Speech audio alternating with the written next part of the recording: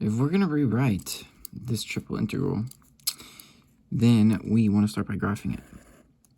So we'll set it up like this, and we can see from the outside that the x goes from 0 to 2.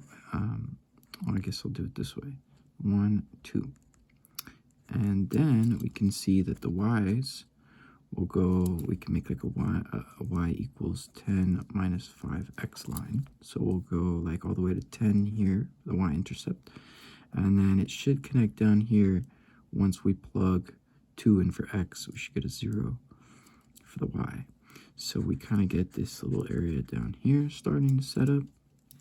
And then once we get the z equals 7 minus 7x over 2 minus 7y over 10, we should be able to get this up to 7 here.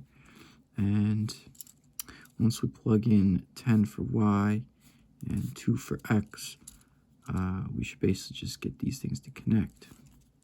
So we kind of get this little triangular shape here that would be more like a pyramid. It's going in there. So now we can try to start setting up this new integral. 1, 2, and 3, and we know it's supposed to be like dx, dy, and dz. So we'll start with the outside dz's. We know it's going to be going from 0 to 7, so we can already start that out, 0 to 7. And then on this side, well, the dy is sort of next, and I would prefer to draw this a little bit like, because look, we're going to want to take sort of a random spot in here. We don't want to go for any particular edges. So we'll take that random spot, and I would prefer to look at it from this direction, like on top, as if this was going to be like the ultimate final line right here on that side. And then as we start to shift upwards towards the z, we're kind of coming this way. And so we get smaller and smaller lines as we approach the top over here. This is like the top, and it's the high z point. Z equals 7 over here, kind of, right? Okay, so anyway, we're going this way, and let's look at this line that we've got right here, because this is a line that we kind of can make a little area here. And that's the area that we're kind of looking at right there. It's not this one. That would be this big area, the whole thing. And we're looking at this one. And we're going to integrate from, like, you know, what's here to there. Y is supposed to be on the outside. So we're going to basically go from y, as it should be, from 0 to whatever this line is. Now, this line actually comes from over here, because it's not this line. This line is that one, and it's not this line. The two lines should have the same slope. But it's not going to be that line. So we actually have to use this equation. So we'll say z equals 7. And then in this particular spot right here, notice how x equals 0. So we're going to kind of get rid of this part of the equation. And we'll just say minus 7y over 10. So that is the line that we're really looking at. This one. It's that spot right there. Okay.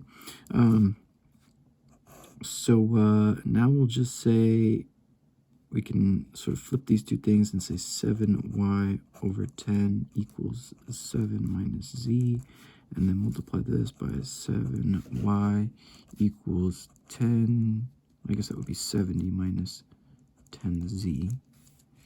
And then we'll just say y equals 10 minus 10z over 7.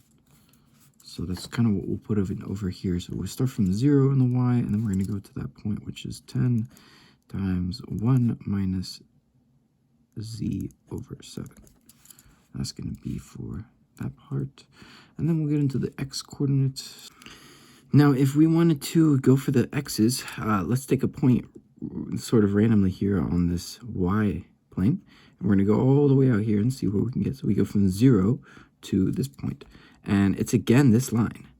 But in this particular line, x equals something and y equals something and z equals something. They all equal something. They're all going to have some sort of value. So therefore, we have to use all of the variables because we could plug in x and get something, and x is going to be this right here.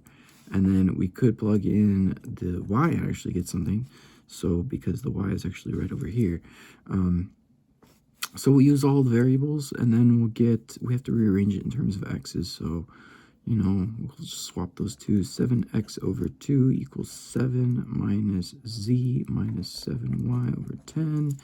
And then we just multiply this by 2. So 7x equals 14 minus 2z minus 7y over, or 14y over 10. And then here we'll do x equals 2 minus 2 over 7z minus 2y over 10. And so that's basically what we're going to be putting in here, like 2 and then 1 minus z over 7 minus y over 10. And there we go.